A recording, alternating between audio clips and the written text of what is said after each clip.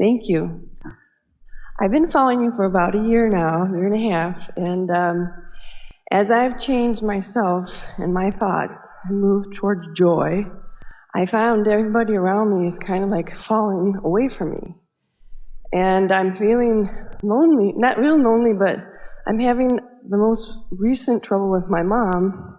We've talked to each other for years, 3 times a day, and now we are separated. I don't talk to her at all it's been about a month or 2. So I'm having a lot of trouble with understanding how I was so connected to my family. And as I change, now my family is kind of not there. We can show you what to do, and we can explain to you why it is, too, and it'll make perfect sense to you. What happens, and it's a really natural thing, as you are a creator and a communicator, you want others to get you. We've been saying you want to find mutuality with others. And so most humans are looking around, talking to other humans, looking for similar points of interest, wanting to find compatibility. But most of all, it's because you really want them to get you. And so sometimes without even knowing you're doing it, you're adjusting yourself all over the place so that they'll get you. You're all psychic in that way. You may not realize that you are. So you're taking everyone's temperature, and you're trying not to go too far, and you're trying to keep yourself in this sort of state of mutuality. You get what we're talking about. Now hear these words. In essence, using them as your sounding board in order to adjust yourself to them. And this is a statement that we really want you to hear. You've replaced your inner being with them.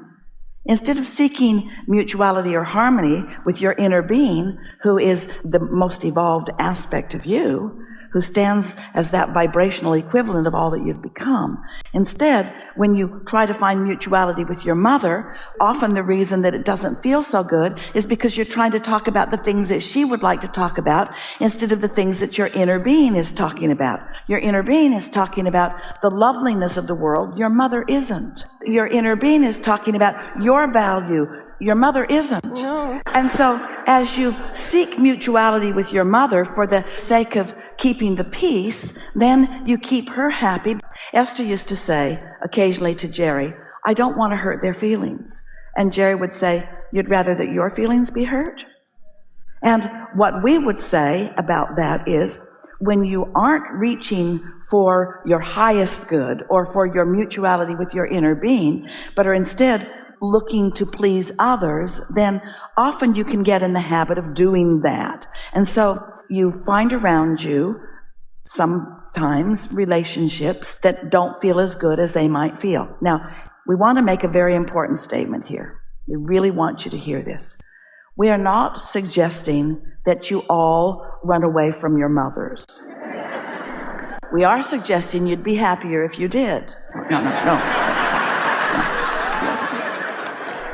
We aren't suggesting that you run away from your mothers. What we are suggesting is that you, for a little while, seek your harmony with who you really are until you're steady in that.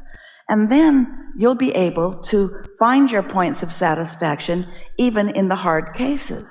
One day we were counseling a mother. She was talking about her son, her adult son. And she said, Abraham, if I follow your guidance, my son will feel like I'm forsaking him. And we said to her, but how could that be if every time you think about him, you're making a list of his positive aspects? How could that be if you are looking for things about him that satisfy you? How could that be if you are finding more and more ways to stay in full love of him? How could he not feel that? And she then understood what we mean. But if he's in an attitude of not love, and she is, then there's no harmonics going on there anyway.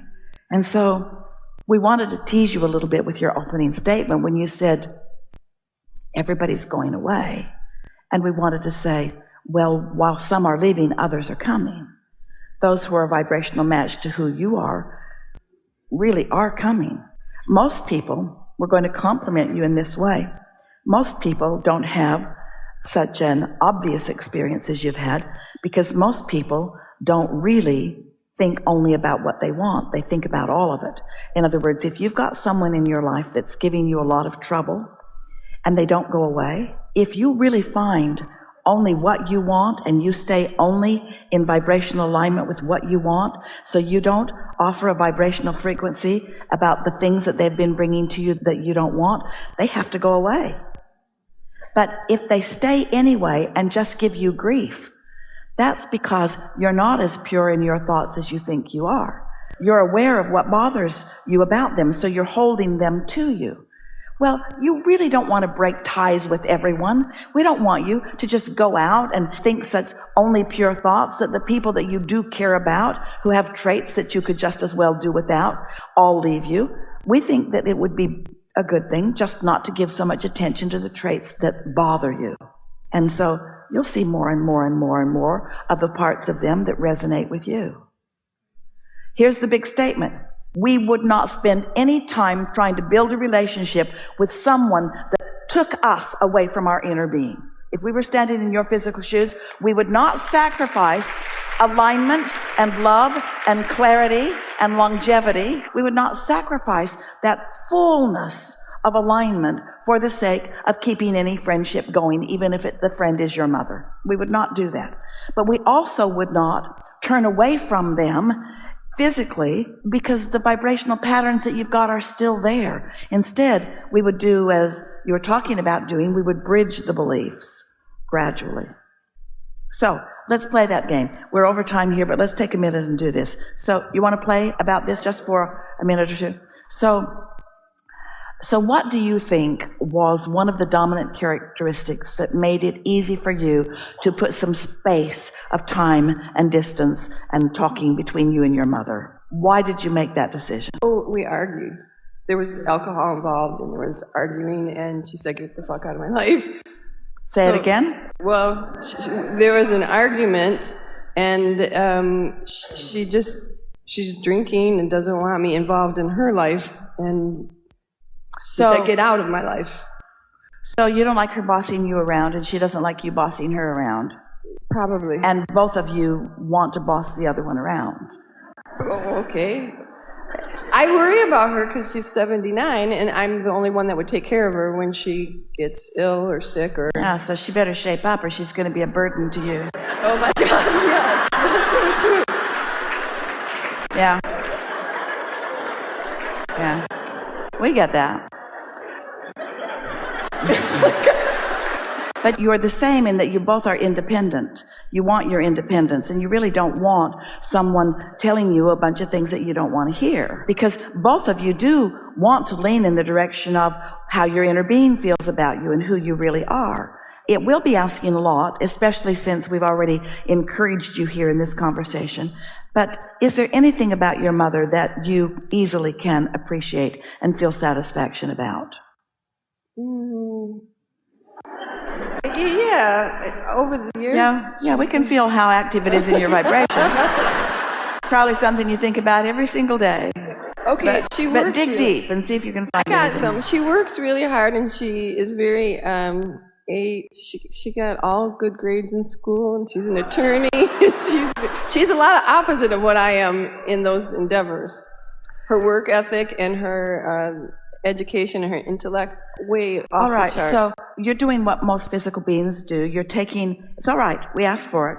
You're taking her characteristics and sort of sorting them into piles of good and bad, and you found some things that are very virtuous about her that have annoyed the life out of you for as long as you can remember, because she sort of used them to club you about the head with what good grades she got, meaning what bad grades you got, and so forth. So you just gave us more of what you've been feeling, and it's logical, isn't it? Because you're far from satisfied. You're downright annoyed over here. You're not in the it could go either way zone. You've already gone way over there to the point that you might not ever speak to her again, and so we're asking quite a bit for you to come back. And yet we still know that there are things, there is something. Now, if we were really teaching you in an effective way, we would say to you, just don't think about your mother. Think about something else that satisfies you.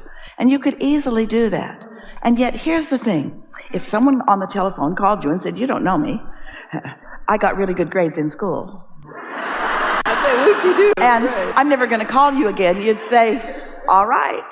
You might even say, "Good for you, I didn't." And you wouldn't feel any negative emotion about it. But when it is your mother, when it is your mother, then it's not likely that your thoughts about them are going to cease because you are tied to them in so many ways. So the fact is this: it is unlikely that you're not going to think about your mother. And right now, it's unlikely that when you think about her, you're going to feel good.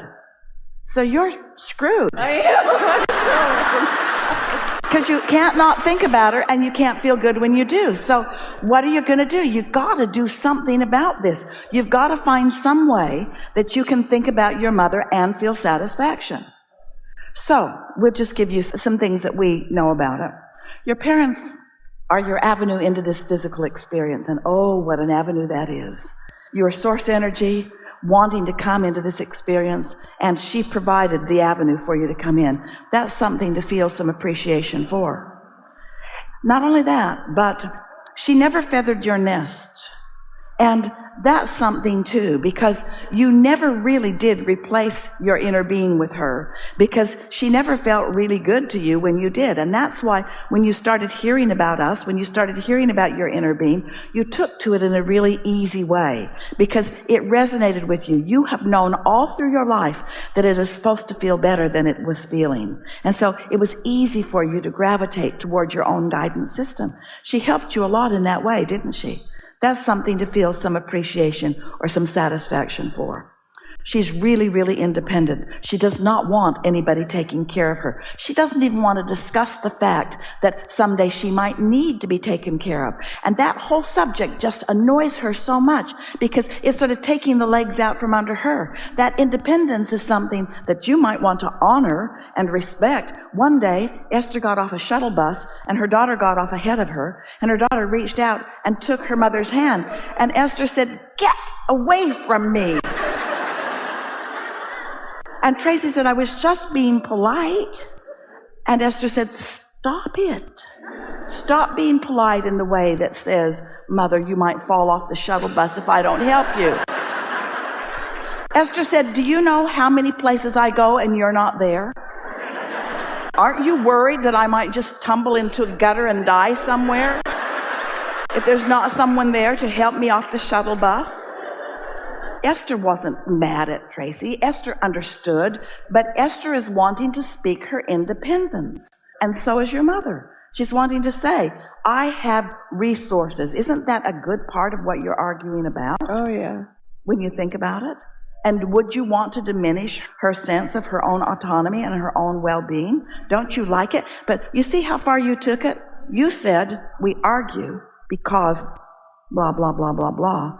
And I'm the one that's going to have to take care of her." You hear what you're calling out to her? You're saying to her in lots of ways, not only are you not going to be able to take care of yourself, but you are going to then be a burden to me. Okay. I've never looked at it that way. We know.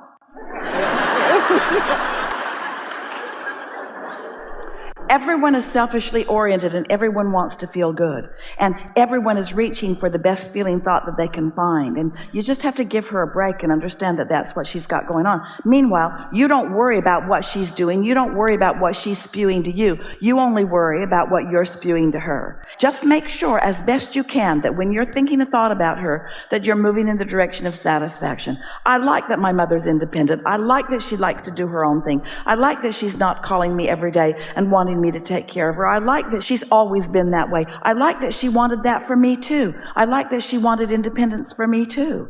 And I like that I have found my independence in my relationship with my inner being. I like that she pointed me in the direction of finding my own resources. The reason that I'm as stable as I am is in large part due to the things that my mother offered to me or didn't offer to me. She was really a good choice. She was a choice I made from non-physical. I made that choice of her. I knew that she would not feather my nest. I knew that she would allow me to be independent. I knew that I would have the best possible life experience being set off on my beginning with her. I knew that. She kept her word to me, and now I'm keeping my word to her. I love her, and I don't need to be with her all day, every day. But I love her. I love her. And what you'll begin to notice is she'll start coming around on more friendly basis. Just dart in and dart out, dart in and dart out, dart in and dart out. This is a really good time for a segment of refreshment.